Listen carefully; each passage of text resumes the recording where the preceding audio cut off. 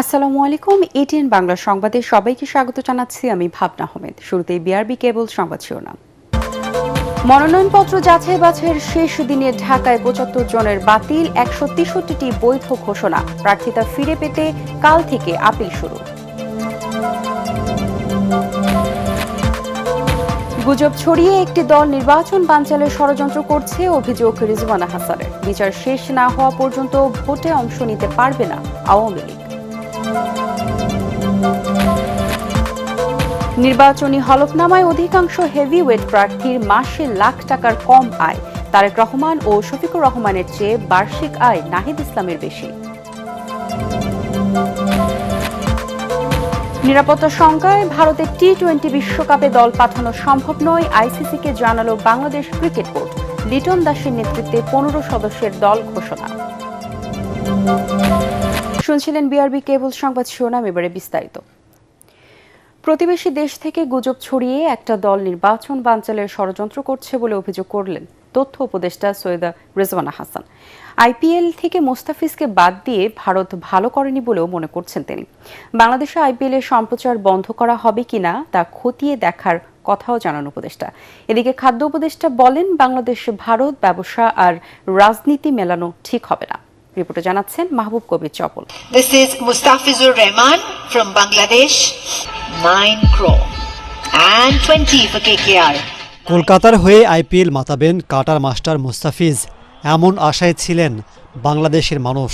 मुस्तफिजुर रहमान 2 करोड़ का भड़वा आईपीएल में खेलेगा तो जिस मैदान में खेलेगा उसी मैदान में मारेंगे और शाहरुख खान को भी मारेंगे। ভারতের উগ্র হিন্দুদের দাবির মুখে ফিজকে বাদ দিয়েছে নাইট রাইডার্স। এতে 12 কোটি টাকা হাতছাড়া হয়েছে মুস্তাফিজের। ক্ষুব্ধ হয়েছেন দেশের মানুষ, দাবি উঠেছে আইপিএল বয়কটের। আহ্বান জানানো হচ্ছে সম্প্রচার বন্ধের। বিষয়টি পর্যালোচনা করা হচ্ছে বলে জানালেন তথ্য উপদেষ্টা। আইপিএল এর কথায় আসে, বিষয়টা হচ্ছে যে খেলাটা যদি খেলার জায়গায় আমরা রাখতে পারতাম খুবই ভালো হতো, কিন্তু আনফর্চুনেটলি খেলাটার মধ্যে রাজনীতি নিয়ে আসা হয়েছে। অন্যান্য সময় আমরা কি বলি, দুইটা দেশের মধ্যে যদি রাজনৈতিক টেনশন থাকেও, যে কোনো দুটা দেশ, আমি বাংলাদেশ ভারত, বাংলাদেশ নেপাল এরকম বলছি না, ভারত নেপাল, ভারত মালদ্বীপস এটা বলছি না, বলছি দুইটা দেশের মধ্যে যদি রাজনৈতিক টেনশন থাকেও বলে যে সাংস্কৃতিক এক্সচেঞ্জ, খেলাধুলা এগুলোর মাধ্যমে এটা কমিয়ে আনা যায়। এখানে দেখা গেল সম্পূর্ণ উল্টো কাজটা করা হয়েছে। বাংলাদেশের একটা খেলোয়াড়কে নিশ্চিত করার পরে তাকে রাজনৈতিক যুক্তিতে, যেটা আমরা পত্রপত্রিকায় দেখেছি, বলা হচ্ছে যে ওকে নেওয়া হবে না। তো এইরকম সিদ্ধান্তের প্রেক্ষিতে আমাদের দেশের জনগণেরও তো মনে একটা আঘাত লাগে, তাদের মধ্যেও একটা প্রতিক্রিয়া হয়। সেরকম জায়গায় আমাদেরকেও একটা অবস্থান নিতে হবে। আমরা সেই অবস্থানের আইনগত ভিত্তি এবং প্রক্রিয়া যাচাই বাছাই করছি এবং করার পরে আমরা একটা বিফিটিং পদক্ষেপ গ্রহণ করব। আমার তো চুপ করে বসে থাকার উপায় নেই। কোন যুক্তিতে মোস্তাফিজকে মানা করা হচ্ছে? খেলোয়াড়ই কোনো যুক্তিতে মানা করা হলো তো কোনো ব্যাপার ছিল না, যে যুক্তিতে মানা করা হচ্ছে সেই যুক্তিটা তো আসলে আমরা কোনোভাবেই গ্রহণ করতে পারি না, ফলে সেখানে আমাদেরকে একটা প্রতিক্রিয়া দেখাতেই হচ্ছে। উপদেষ্টা জানান, বিচার শেষ হবার আগে নির্বাচনে অংশ নিতে পারবে না আওয়ামী লীগ। ভোট বানচাল করতে ষড়যন্ত্র করছে তারা। তবে ঘোষিত সময়ে নির্বাচন করতে সঠিক পথেই রয়েছে সরকার। নির্বাচনে কোনো রাজনৈতিক দলকে কিন্তু এরকম দেখছি না বলতে পরিবেশ নাই, নির্বাচন করব না। কাজে আমি কেন ধরে নেব যে পরিবেশ নাই? একটা ফোর্স তো কাজই করছে যে একটা ভয়ভীতি দেখিয়ে মানুষকে নির্বাচন থেকে দূরে সরিয়ে রাখা যায় কিনা সেটা করার জন্য। সেটা তো আমরা কোনোভাবেই সফল হতে দিতে পারি না। এদিকে খাদ্য উপদেষ্টা জানান, চলমান পরিস্থিতিতেও ভারত থেকে চাল আমদানি বন্ধ করবে না বাংলাদেশ। ভারত রপ্তানি বন্ধ করলে পর্যাপ্ত মজুদ থাকায় সমস্যা হবে না বলেও জানান তিনি। বাণিজ্যর সাথে আমরা রাজনীতিকে করি না। ভারত থেকে চালটা আমরা আমদানি করি টাকায়, মানে আমাদের যেটাই বলেন তারাও এটা বিক্রি করে। বাজারটা কিন্তু ক্রেতা বিক্রেতা উভয়ের প্রয়োজন হয়। বিক্রেতাও বাজারে আসতে হবে, তার বিক্রি করার দরকার আছে, আমরাও বাজারে আমাদের কেনার দরকার আছে। ঠিক তেমনভাবে আমরা ভারত থেকে চাল আমদানি বা যেসব জিনিস আমদানি, এটাকে আমরা রাজনৈতিকভাবে আমরা দেখি না, বা অন্য কোনো যেখান থেকে আনি আমরা এটা রাজনৈতিকভাবে দেখি না। আমরা এটাকে দেখি, এটা বাজারের হিসেবে, মেকানিজম হিসেবে আমরা দেখি। যেখানে আমরা কম পাই সেখান থেকে আমরা কিনি। একটা বিষয় আপনি বলছেন রাজনীতি দেখেন না, ভারত কিন্তু খেলাধুলাকে রাজনীতিতে নিয়ে এসেছে, বাংলাদেশে একজনকে বাদ দেওয়া হয়েছে। আমি দেখেন সেই ক্ষেত্রে আমি বলছি বাজারের কথা, খেলাধুলাটা বোধহয় বাজারের অংশ না। এগুলি সম্পর্কে আমরা সবসময় পজিটিভ চিন্তা করছি। এই ব্যাপার নিয়ে মানে মার্কেট নিয়ে রাজনৈতিক বিবেচনা আসবে না বলে আমরা মনে করছি। শেষ হলো ত্রয়োদশ জাতীয় সংসদ নির্বাচনে প্রার্থীদের মনোনয়ন যাচাই বাছাই। প্রাথমিকভাবে প্রার্থীদের সংখ্যা চূড়ান্ত করেছে নির্বাচন কমিশন। যাচাই বাছাই শেষে ঢাকার 20 আসনে 238 জনের মধ্যে বৈধ 163 জন প্রার্থীর মনোনয়ন, বাতিল হয়েছে 75টি। 5 থেকে 9 জানুয়ারি পর্যন্ত আপিল দায়ের করতে পারবেন বাতিল হওয়া প্রার্থীরা। আপিল নিষ্পত্তি হলে হবে 10 থেকে 18 জানুয়ারি, আর প্রার্থিতা প্রত্যাহারের শেষ দিন 20 জানুয়ারি। আরও জানাচ্ছেন ইমদাদুল্লাহ বাবু। ত্রয়োদশ জাতীয় সংসদ নির্বাচনে সারা দেশে প্রার্থীদের সংখ্যা চূড়ান্ত করল নির্বাচন কমিশন। ঢাকা মহানগরী ও জেলা মিলে মোট 20টি আসনে জমা পড়া 238টি মনোনয়নের মধ্যে 163 জনের প্রার্থিতা বৈধ করেছে কমিশন। বিভিন্ন অসঙ্গতি থাকায় বাতিল করা হয়েছে 75 জন প্রার্থীর মনোনয়ন। এছাড়া স্থগিত করা হয়েছে একজনের মনোনয়ন। রোববার রাজধানীর ইটিআই ভবনে ব্রিফিংয়ে ঢাকা জেলার আঞ্চলিক নির্বাচন কর্মকর্তা ইউনুস আলী জানিয়েছেন, রিটার্নিং কর্মকর্তার সিদ্ধান্তের বিরুদ্ধে সোমবার থেকে আপিল করতে পারবেন প্রার্থীরা। মনোনয়নপত্র বাতিল বা গ্রহণ উভয়ের বিরুদ্ধে আপিলের বিধান রয়েছে নির্বাচন কমিশনে।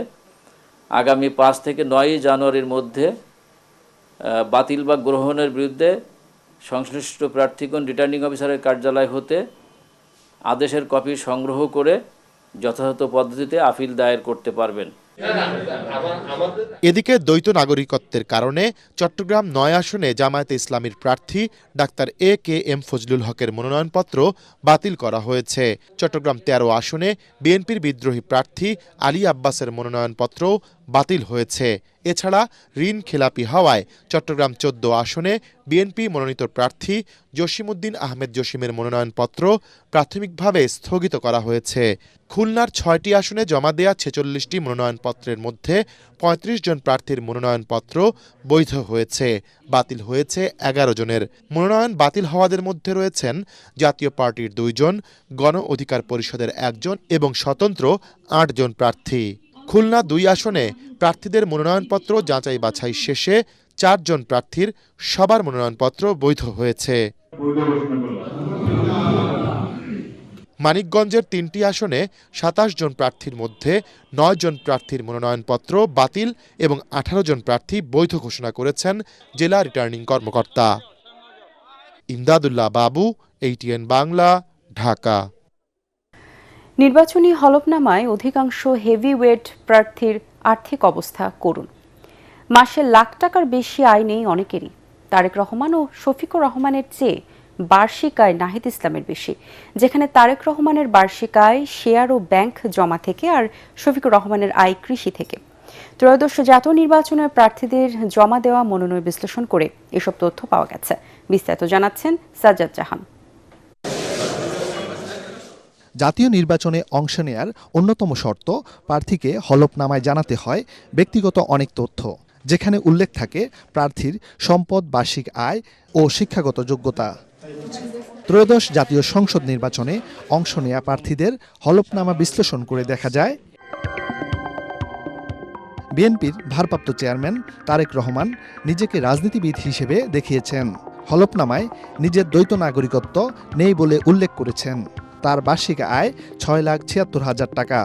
আয়ের উৎস হিসেবে দেখিয়েছেন ব্যাংকে রাখা স্থায়ী আমানত ও শেয়ার। হলফনামা অনুযায়ী তারেক রহমানের স্থাবর ও অস্থাবর সম্পদ মোট 1,97,00,000 টাকা। অপরদিকে জামায়াতের আমির ডাক্তার শফিকুর রহমান ঢাকা 15 আসন থেকে নির্বাচন করবেন। পেশা হিসেবে দেখিয়েছেন চিকিৎসা। জামায়াত আমিরের প্রায় 1.5 কোটি টাকার স্থাবর অস্থাবর সম্পত্তি রয়েছে, নেই কোনো ঋণ। স্থাবর সম্পদের মধ্যে শফিকুর রহমানের কৃষিজমি রয়েছে 217%। ঢাকা 11 আসনে লড়ছেন এনসিপির আহ্বায়ক নাহিদ ইসলাম। শিক্ষাগত যোগ্যতা অনার্স পাস দেখিয়ে হলফনামায় পেশা উল্লেখ করেছেন পরামর্শক। তার বার্ষিক আয় 16 লাখ টাকা, নগদ আছে 19 লাখ টাকা। সব মিলিয়ে তার অস্থাবর সম্পদের পরিমাণ 30 লাখ টাকা। ঠাকুরগাঁও ১ আসন থেকে প্রতিদ্বন্দ্বিতা করছেন বিএনপি মহাসচিব মির্জা ফখরুল ইসলাম আলমগীর। বিভিন্ন খাত থেকে তার বার্ষিক আয় প্রায় ১২,৮৩,০০০ টাকা। আয়ের বিবরণীতে দেখা যায় কৃষিখাত থেকে মির্জা ফখরুল বছরে ১,৮০,০০০ টাকা ও ব্যবসা থেকে ১,৯৭,০০০ টাকা পান। বাংলাদেশ খেলাফত মজলিসের আমির মাওলানা মোহাম্মদ মামুনুল হকের বছরে আয় ১৩ লাখ টাকার বেশি। ব্যবসা ও শিক্ষকতার মাধ্যমে এই টাকা আয় করেন বলে নির্বাচনী হলফনামায় উল্লেখ করেছেন তিনি। বাগেরহাট ১ আসন থেকে তিনি নির্বাচন করতে মনোনয়নপত্র জমা দিয়েছেন। সাজ্জাদ জাহান, এটিএন বাংলা, ঢাকা। জনগণের বহু আকাঙ্ক্ষিত আসন্ন জাতীয় নির্বাচন যেন সুষ্ঠু হয়, মানুষ তার মত প্রকাশ করতে পারে তা নিশ্চিত করতে বিএনপি কাজ করবে বলে জানিয়েছেন দলটির নির্বাচন পরিচালনা কমিটির চেয়ারম্যান নজরুল ইসলাম খান। কমিটির প্রথম বৈঠক শেষে সংবাদ সম্মেলনে তিনি এ কথা জানান। এ সময় তিনি বলেন, বিএনপি ক্ষমতায় যাওয়ার জন্য কখনোই নির্বাচন চায়নি। গণতন্ত্র পূর্ণ প্রতিষ্ঠা ও গণমানুষের অধিকার প্রতিষ্ঠায় বিএনপির মূল লক্ষ্য।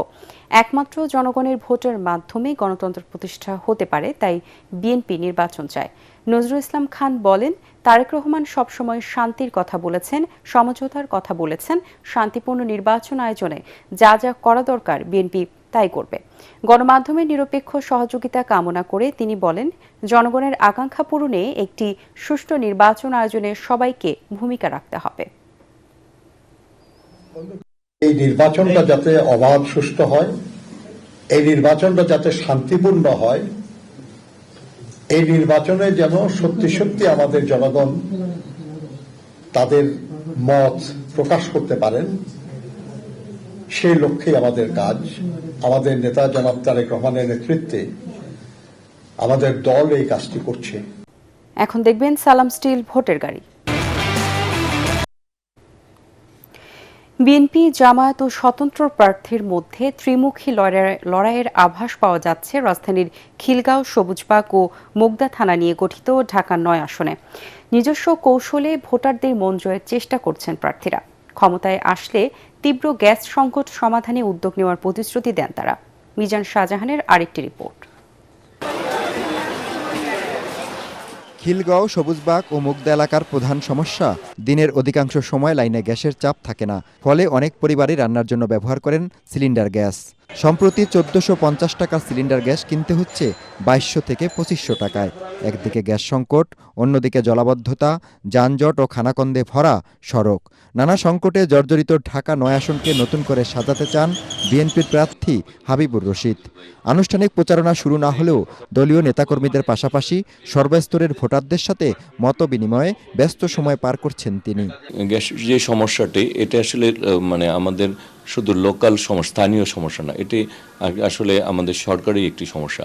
এই ক্ষেত্রে নির্বাচন ইশতেহার রয়েছে, তারা এই গ্যাস সংকট মুক্ত করার জন্য জাতীয়ভাবেই তারা নতুনভাবে উদ্যোগ গ্রহণ করবে। আর এছাড়া আমরাও চেষ্টা করব যে সেইটার ভাগিদার যে আমরা হতে পারি। নিয়মিত জনসংযোগ করছেন জামাতের প্রার্থী কবির আহমেদ। নিম্ন আয়ের লোকদেরকে আমরা কর্মসংস্থান দেওয়ার জন্য আমাদের পক্ষ থেকে যথেষ্ট চেষ্টা করছি এবং আমরা যদি নির্বাচিত হতে পারি তাদের জন্য আমরা এখানে কর্মসংস্থান সৃষ্টি করব।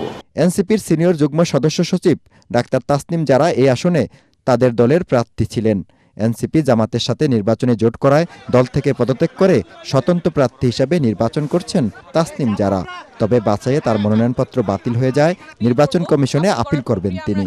যেই দুইজনের কথা ওনারা বলেছেন, যাদের সত্যতা পেয়েছেন কিন্তু ঢাকা ৯ ভোটার না, এই দুইজনের ক্ষেত্রেই তাদের জানার কোনো উপায় ছিল না যে তারা কোন এলাকার ভোটার এবং ঢাকা ৯ ভোটার না। নির্বাচন কমিশন কোনো উপায় রাখে নাই ভোটারদের জানার জন্য যে তারা কোন আসনের ভোটার কিংবা ভোটার নাম্বার কত। ভোটের মাঠে লড়াইকে ব্যক্তিগত সংঘাতে নিতে রাজি নন প্রার্থীরা। তারা বলেন, উৎসবের আমেজ শেষ পর্যন্ত ধরে রাখতে সর্বোচ্চ সহায়তা করবেন নির্বাচন কমিশনকে। মিজান শাহজাহান, এটিএন বাংলা, ঢাকা। আবারও সালাম স্টিল ভোটের গাড়ির খবর। মুন্সিগঞ্জে ২ আসন থেকে নির্বাচনী খবর জানাচ্ছেন সহকর্মী মুশফিকুর রহমান। সালাম স্টিল ভোটার গাড়ি নিয়ে সারাদিন ব্যাপী ছিলাম মুন্সিগঞ্জ 2 আসনে। এই আসনের ভোটারদের সাথে আমরা কথা বলেছি, তাদের নির্বাচনী ভাবনা শুনেছি। এই আসনে অনেক সম্ভাবনা রয়েছে কৃষক থেকে শুরু করে জেলে এবং অন্যান্য সাধারণ ভোটারদের অনেক অভিযোগ অনুযোগ, অনেক চাওয়া পাওয়া রয়েছে। আমরা এই মুহূর্তে একটু কথা বলতে চাই এলাকার স্থানীয় একজন রাজনীতিবিদের সাথে। এটা বিএনপির অধ্যুষিত এলাকা, এই এলাকা থেকে বাংলাদেশ জাতীয়তাবাদী দলের প্রার্থীকেই তারা ভোট দেবে। এখানে কৃষকদের কিছু সমস্যাটা রয়েছে, সারের দাম একটু বাড়তি হয়, আলুর দামটা সঠিকভাবে ন্যায্য মূল্যটা পাচ্ছে না। আমি সরকারের প্রতি অনুরোধ করব আলুর এই ন্যায্য দামটা এবং কৃষি সরঞ্জামাদি যেমন সার, কীটনাশক এগুলোর দামটা যেন একটু সীমিত অবস্থায় থেকে কৃষকদের মাঝে সরবরাহ করা যায়, সেই ব্যাপারে আমি অনুরোধ করব। যেমনটা উনি বলছিলেন যে কৃষকদের অধিকার নিশ্চিত থেকে শুরু করে অন্যান্য সাধারণ ভোটারদের ভোটাধিকার প্রয়োগের যে ব্যাপারটা, সেটাও নিশ্চিত করার মাধ্যমে যারা এলাকার সার্বিক উন্নয়নে কাজ করবে তাদেরকেই আসলে বেছে নেবে এলাকার স্থানীয় ভোটাররা। সালাম স্টিল ভোটার গাড়ি থেকে এই ছিল এখনকার মতো আমার কাছে সব শেষ। ভোক্তা পর্যায়ে তরলীকৃত পেট্রোলিয়াম গ্যাস এলপিজির দাম আবারও বাড়ানো হয়েছে। প্রতি 12 কেজি সিলিন্ডারের দাম 53 টাকা বাড়িয়ে 1306 টাকা নির্ধারণ করেছে Bangladesh energy regulatory commission BERC. তবে বাজারে তীব্র সরবরাহ সংকট এবং নির্ধারিত দামের চেয়ে অনেক বেশি দামে গ্যাস বিক্রির বিষয়টি স্বীকার করেছে কমিশন। অনেক জায়গায় এলপিজি সিলিন্ডার 1500 থেকে 2000 টাকায় বিক্রি হচ্ছে। যদি কোনো ডিস্ট্রিবিউটর বা লাইসেন্সধারী প্রতিষ্ঠানের বিরুদ্ধে সুনির্দিষ্ট অনিয়মে প্রমাণ পাওয়া যায়, তবে তাদের লাইসেন্স বাতিল সহ কঠোর আইনি ব্যবস্থা নেওয়ার হুঁশিয়ারি দিয়েছে কমিশন।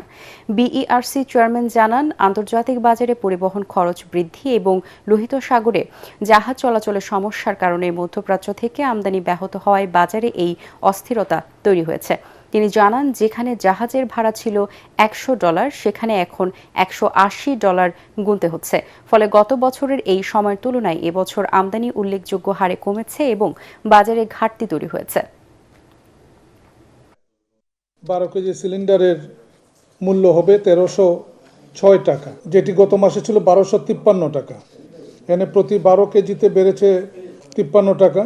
এই মূল্যহার আজ সন্ধ্যা 6টা থেকে কার্যকর হবে। সাপ্লাই সাইডে সমস্যা আছে, আমদানি কম হয়েছে, সো মার্কেটে ঘাটতি আছে, ইট ইজ ট্রু। ভোক্তা অধিকার ডিজির সঙ্গে কথা বলেছি বাড়তি অভিযান পরিচালনার জন্য।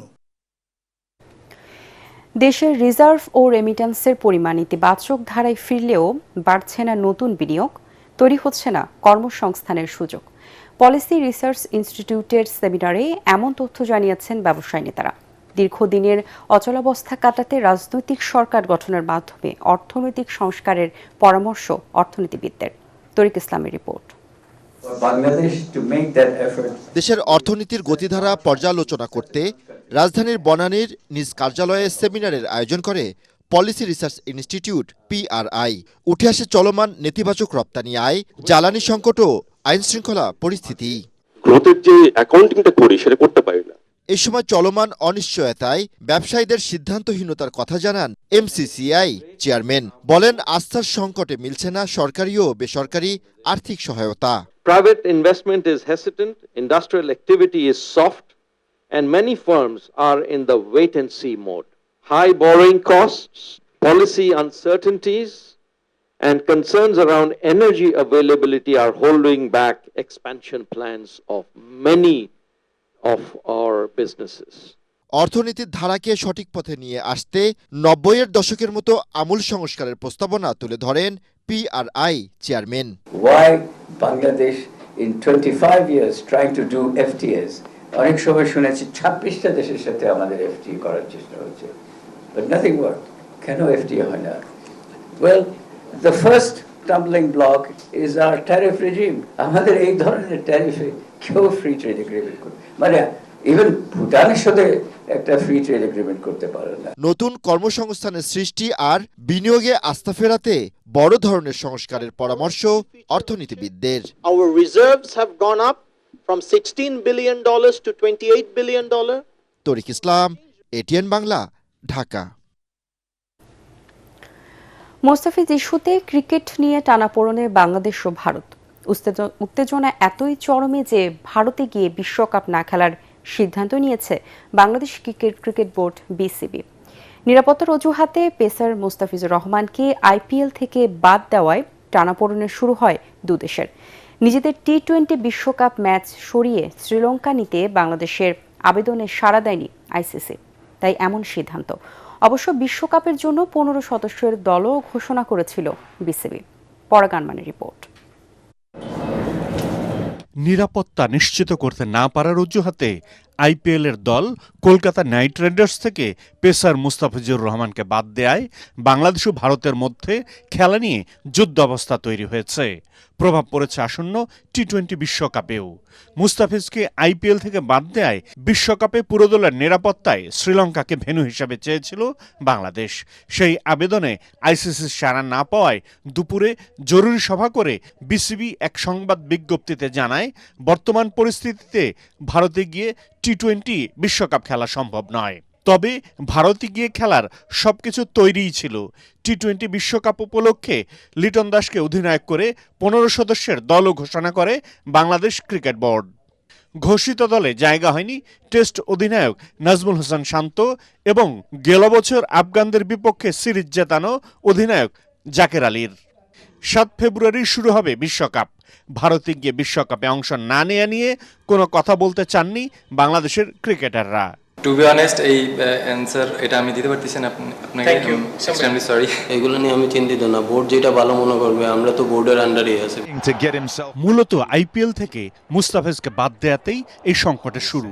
2016 সাল থেকে আইপিএল খেলা মুস্তাফিজের কলকাতা নাইট রাইডার্স ছিল ষষ্ঠ দল। নিলামে তারা 12 কোটি 37 লাখ টাকায় দলে নিয়েছিল বাংলাদেশের এই কাটার মাস্টারকে। সম্প্রতি হিন্দুত্ববাদী সংগঠনগুলোর প্রতিবাদের নামে মুস্তাফিজকে দল থেকে বাদ দেয়া হয়। পরাগানমান, এটিএন বাংলা। ভেনেজুয়েলার প্রেসিডেন্ট নিকোলাস মাদুরোকে নিউ ইয়র্কের ব্রুকলিনে মেট্রোপলিটন পুলিশের ডিটেনশন সেন্টারে নেওয়া হয়েছে। কারাগারটিতে হাই প্রোফাইল বন্দীদের রাখা হয়। এর আগে ভেনেজুয়েলা থেকে তুলে এনে যুক্তরাষ্ট্রের একটি সামরিক ঘাঁটিতে নেওয়া হয় মাদুরোকে। এদিকে নিকোলাস মাদুরোকে আটকের ভিডিও প্রকাশ করেছে হোয়াইট হাউস। কাল ম্যানহাটনের ফেডারেল আদালতে মাদুরোর বিচারের শুনানি হতে পারে।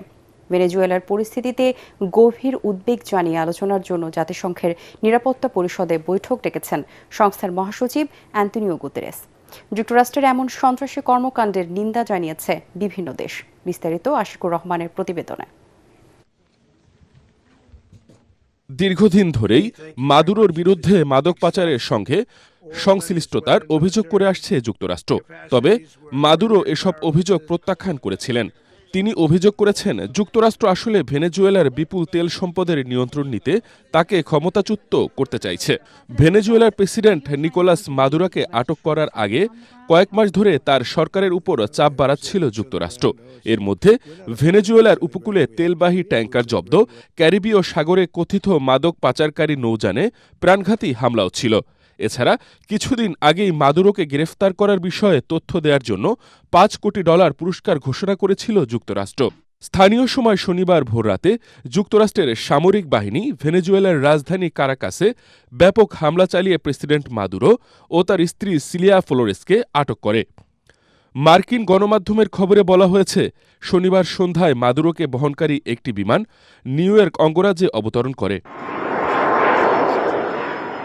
সিএনএন ফক্স নিউজে প্রচারিত ফুটেজে দেখা যায়, নিউ ইয়র্ক সিটির উত্তর পশ্চিমে প্রায় 97 কিলোমিটার দূরে স্টুয়ার্ট আন্তর্জাতিক বিমানবন্দরে যুক্তরাষ্ট্রের কর্মকর্তারা মাদুরোকে বিমানের ভেতর থেকে নামিয়ে নিয়ে যাচ্ছেন। এদিকে প্রেসিডেন্ট ডোনাল্ড ট্রাম্প জানিয়েছেন, যুক্তরাষ্ট্রের খুব বড় বড় তেল কোম্পানি ভেনেজুয়েলায় প্রবেশ করবে। তারা ভেঙে পড়া তেল অবকাঠামো ঠিক করবে এবং দেশটির জন্য আয় সৃষ্টি করবে।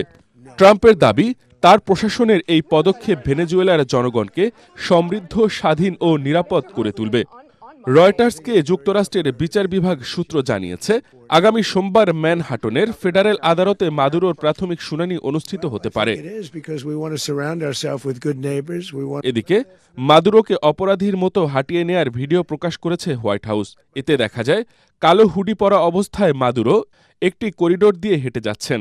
এদিকে ভেনেজুয়েলার পরিস্থিতি নিয়ে আলোচনার জন্য জাতিসংঘের নিরাপত্তা পরিষদে বৈঠক ডাকা হয়েছে। সোমবার এই বৈঠক হওয়ার কথা।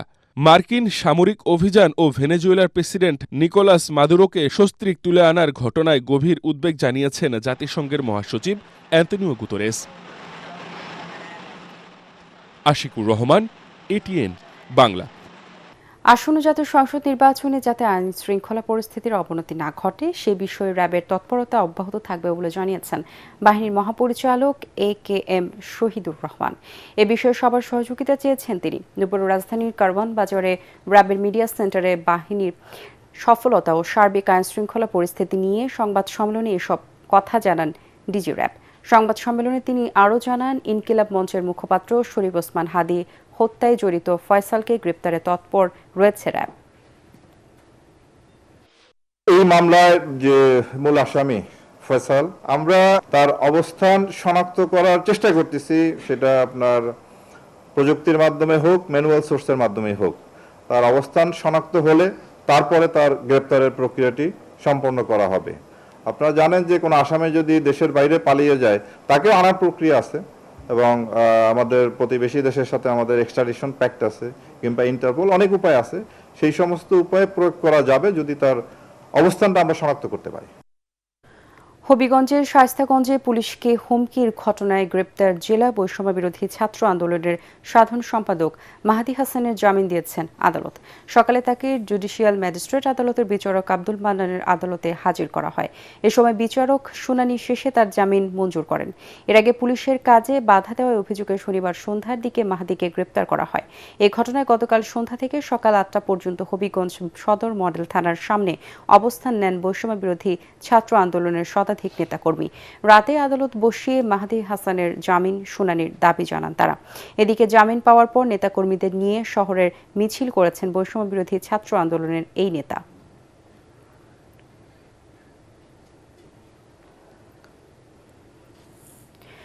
নানা সমস্যায় জর্জরিত ঢাকা 5 আসনকে সুন্দরভাবে সাজিয়ে তুলতে ভোটারদের নানা প্রতিশ্রুতি দিচ্ছেন এখানকার ভোটাররা।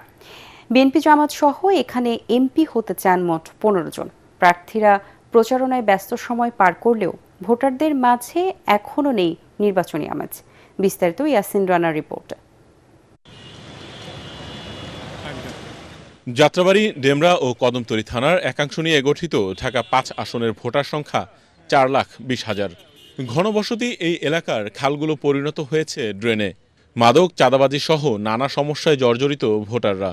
সায়দাবাদ ও যাত্রাবাড়িতে যানজটের নাকাল বাসিন্দারা।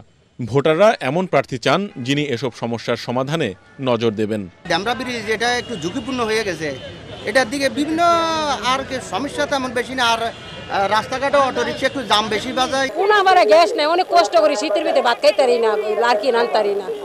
গ্যাসটা দিলে সবচেয়ে ভালো। আমরা এখন তো সেভাবে আপনার প্রার্থী আসে নাই বা নির্বাচনের যারা ওই যে বিনিয়োগ করে এটাকে পেশা হিসাবে নেয়, এই জাতীয় এমপি আসলে আমাদের দেশের মানুষ বর্তমানে 24 পরবর্তী সময় চায় না।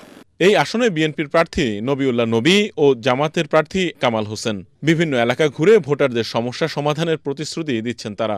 ছাত্ররা মতামত দিয়েছে, ছাত্রীরা মতামত দিয়েছে, শিক্ষক মতামত দিয়েছে, পেশাজীবী দিয়েছে, সবাই মতামত দিয়েছে। তারা কি ধরনের ডাকা পাস চায় আমাদের মতামত দিয়েছে। আমরাও তাদেরকে বলেছি আমরা যদি নির্বাচিত হই আমরা এগুলো সমস্যার সমাধানে আমরা ভূমিকা রাখব।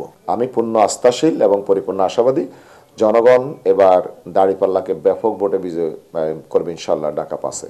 বিএনপি জামাত ছাড়াও এখানে লড়বেন আরও 13 জন প্রার্থী। জুলাই আন্দোলনে যাত্রাবাড়ি ছিল অন্যতম হটস্পট। তরুণদের প্রত্যাশা পূরণ করে পরিচ্ছন্ন ঢাকা 5 গড়বেন এমন প্রার্থী চান ভোটাররা।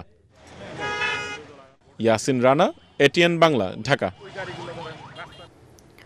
সমুদ্র সৈকতের সুগন্ধা পয়েন্ট থেকে কক্সবাজার 3 আসনের ভোটের হালচাল জানাচ্ছেন আলী আসগর ইমন।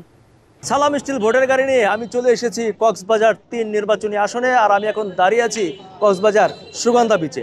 এই পুরো এরিয়ার মোট ভোটার 4,89,000-এর কিছু বেশি। এখানকার স্থানীয় মানুষদের সাথে কথা বলবো এবং জানবো কেমন চলছে এখানকার নির্বাচনী আয়োজন, নির্বাচনের হালচাল। চলুন আমার সাথে। এবার নির্বাচন আমার কাছে মনে হয় সুষ্ঠু, শান্তিপূর্ণ এবং ভোটার উপস্থিত হবে সবচেয়ে বেশি আমার মনে হচ্ছে আর কি।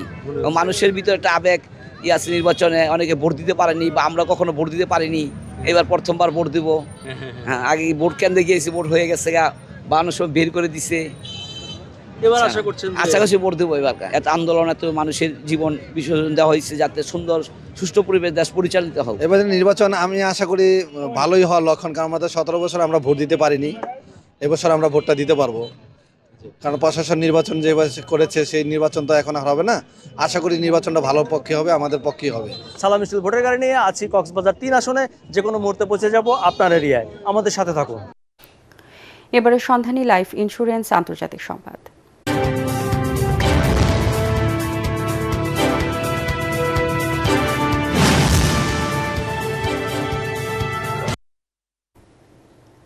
দক্ষিণ লেবাননে একটি গাড়ি লক্ষ্য করে চালানো ইসরায়েলি ড্রোন হামলায় অন্তত 3 জন নিহত হয়েছেন। স্থানীয় সময় রোববার এই ঘটনা ঘটে। এই হামলা চলমান যুদ্ধবিরতি চুক্তির আরেকটি লঙ্ঘন বলে জানিয়েছে দেশটির গণমাধ্যম। রাষ্ট্রীয় বার্তা সংস্থা এনএনএ জানায়, সিদন জেলার কুনেইত্রা সড়কে একটি গাড়িতে এই ড্রোন হামলা চালানো হয়। হামলার বিষয়ে তাৎক্ষণিকভাবে ইসরায়েলের পক্ষ থেকে কোনো প্রতিক্রিয়া পাওয়া যায়নি।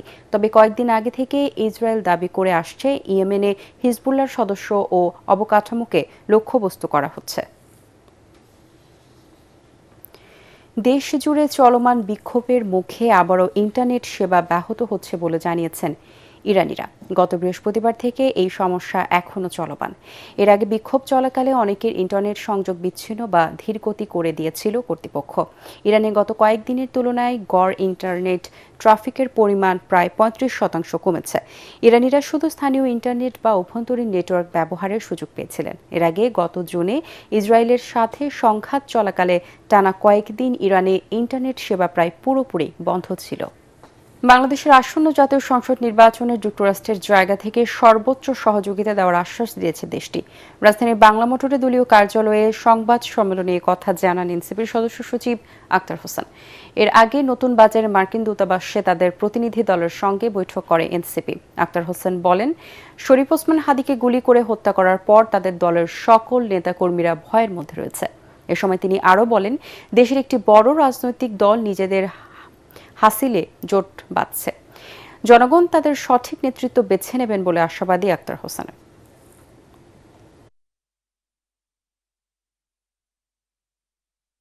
বর্তমানে যে নির্বাচনের যে পরিস্থিতি, আমরা দেখেছি যে নির্বাচন আগে থেকেই বাংলাদেশের আইন শৃঙ্খলা পরিস্থিতি একেবারেই তলানিতে আছে এবং পরবর্তীতে হাদি ভাইকে হত্যা করা হলো।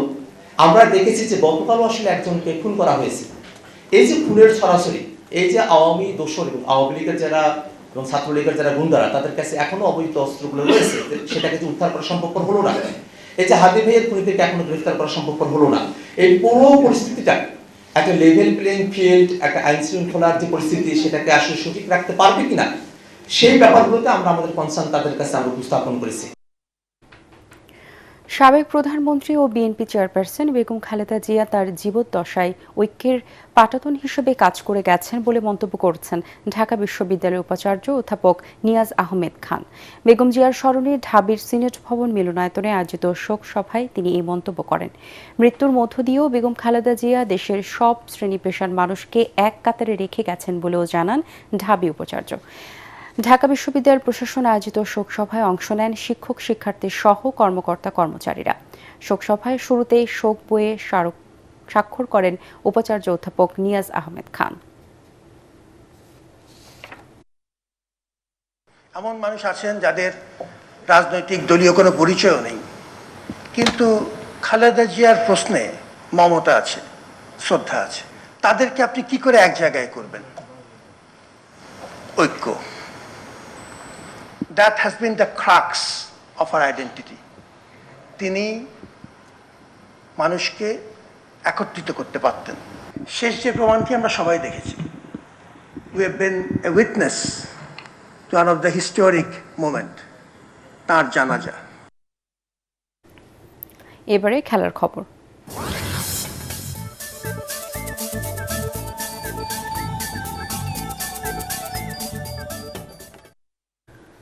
বাংলাদেশ প্রিমিয়ার লিগ বিপিএল-এ সিলেট টাইটান্সকে 9 উইকেটে হারিয়ে রাজশাহী ওয়ারিয়র্সকে পেছনে ফেলে পয়েন্ট টেবিলের শীর্ষে উঠে এলো চট্টগ্রাম রয়্যালস। সিলেট আন্তর্জাতিক স্টেডিয়ামে টসে হেরে ব্যাটিংয়ে নেমে 26 রানে 4 উইকেট হারিয়ে বিপর্যয়ে পড়ে সিলেট টাইটান্স। ষষ্ঠ উইকেটে ইমনের সাথে 43 রানের জুটি গড়ে বিপর্যয় ঠেকানোর চেষ্টা করেন আজমতুল্লাহ অমরজায়।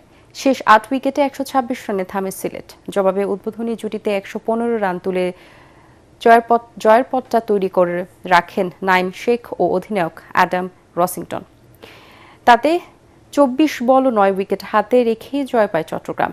রসিংটন 73 রানে অপরাজিত থাকেন, নাইম করেন 52 রান। শেষ করার আগে বিআরবি কেবল সংবাদ শিরোনামগুলো জানিয়ে দিব আরও একবার।